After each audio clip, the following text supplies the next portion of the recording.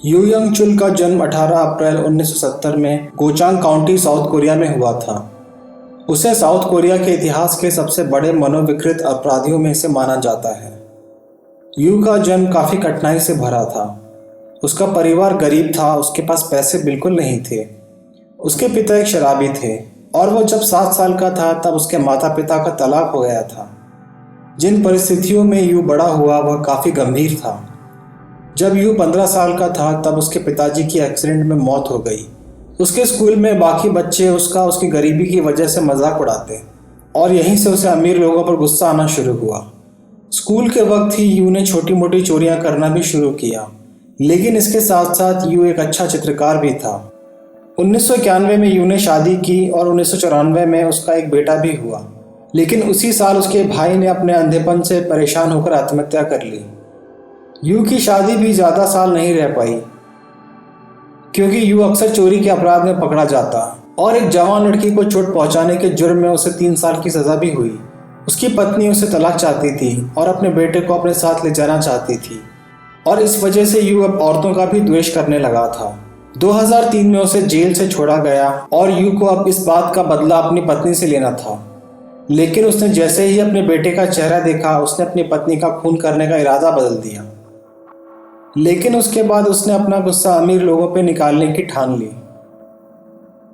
24 सितंबर 2003 को यू एक अमीर जोड़े के घर में घुस गया। घर मालिक ली डॉक सू नाम के एक यूनिवर्सिटी प्रोफेसर की गर्दन पे चाकू से वार किया।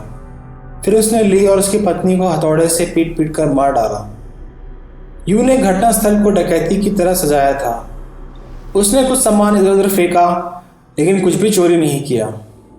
यू 9 अक्टूबर को फिर से सक्रिय हो गया। दूसरे घर में घुसने के बाद उसने एक बूढ़ी औरत के सिर पर हथौड़े से मार दिया।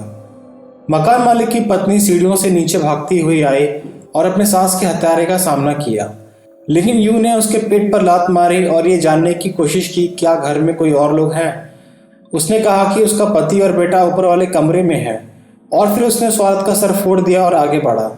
यू ने उसके बेटे को घुटने टेकने पर मजबूर कर दिया और उसे मौत के घाट उतार दिया।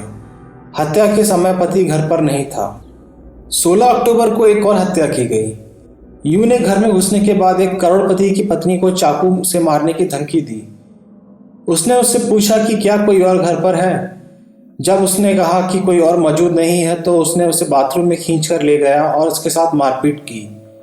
बाद में उसे उसके बेटे ने ढूंढा, लेकिन तब तक उस औरत की मौत हो चुकी थी। 18 नवंबर को यू ने जबरन एक और घर में प्रवेश किया।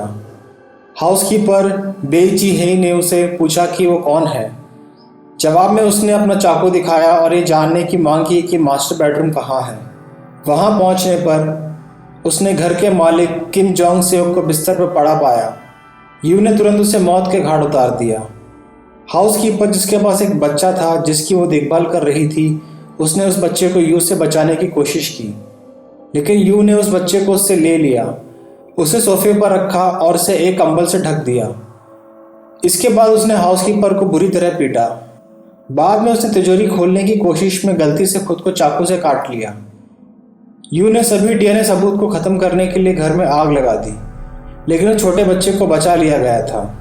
9 फरवरी 2004 को उसने एक स्ट्रीट वेंडर चुंग योंग डो को मार डाला और उसकी वैन में आग लगा दी। 16 मार्च को उसने वॉन जी ही का गला घोट दिया, उसकी लाश को काट दिया और उसकी हड्डियों को सुगैंग यूनिवर्सिटी के पास एक जगह पर फेंक दिया। उसने 14 अप्रैल को नकली वायग्रा बेचने के लिए एक और स्ट्रीट वेंडर आ जे सुन की हत्या कर दी। मई में यू ने एक वैश्या लड़की को अपने फ्लैट में फुसलाकर लाया। फिर उसने उसे अपने हथौड़े से बेहोश कर दिया और अपने बेडरूम ले जाकर उसका सिर काट दिया। फिर उसने उसका सिर हथौड़े से फोड़ दिया, उसके शरीर को क्षत विक्षत कर दिया और बाकी हिस्सों को दफना दिया। उसने ऐसा और 8 वेश्याओं के साथ किया। आखिरी हत्या करने के 2 दिन बाद यू को गिरफ्तार कर लिया गया। उसने एक मसाज पार्लर को फ़ोन करके सबका ध्यान अपनी तरफ खींच लिया था, जहां हाल ही में इसी तरह के फ़ोन कॉल आने के बाद कई कर्मचारी लापता हो गए थे। इसलिए यू को वहां बुलाया गया। मसाज पार्लर के मालिक, कर्मचारी और एक पुलिस अधिकारी घटनास्थल पर मौजूद थे। यू के आने से पहले पुलिस अधिकारी वहां से चला गया था और मसाज पार्लर के कर्मचारी ने यू को शक के बिना पर पकड़ लिया। मसाज पार्लर के कर्मचारियों द्वारा यू को हिरासत में लिए जाने के बाद एक अन्य पुलिस अधिकारी ने उसे हथकड़ी लगा दी और उसे पुलिस स्टेशन ले जाया गया। हिरासत में रहते हुए यू ने मिर्गी के दौरे का दिखावा किया और पुलिस का ध्यान हटते ही वहां से भाग निकला। हालांकि 12 घंटे बाद उसे फिर से गिरफ्तार कर लिया गया। पुलिस ने स्वीकार किया कि उसके पास यू के खिलाफ काफ़ी कम सबूत हैं। यू पहली बार 6 सितंबर 2004 को अदालत में पेश हुआ। उसने अपना बचाव करने से इनकार कर दिया और पीड़ितों से माफ़ी मांगी। फरवरी 2004 के इमंग डोंग खून के लिए अपना जुर्म स्वीकार कर लिया। उसी एक रात पहले उसने आत्महत्या करने का प्रयास किया और 4 अक्टूबर 2004 को अदालत के आगे सत्र में पेश होने से इनकार कर दिया। यू ने 3 हफ्ते बाद फिर से सुनवाई रद्द कर दी जब उसने एक दर्शक पर हमला करने की कोशिश की। प्रोसिक्यूटर्स ने मौत की सज़ा की मांग की, जिसके लिए यू ने उन्हें धन्यवाद किया और यू को 13 दिसंबर 2004 को हत्या के 20 मामलों के लिए मौत की सज़ा सुनाई गई और अभी भी यू सियोल डिटेंशन सेंटर में कैद है।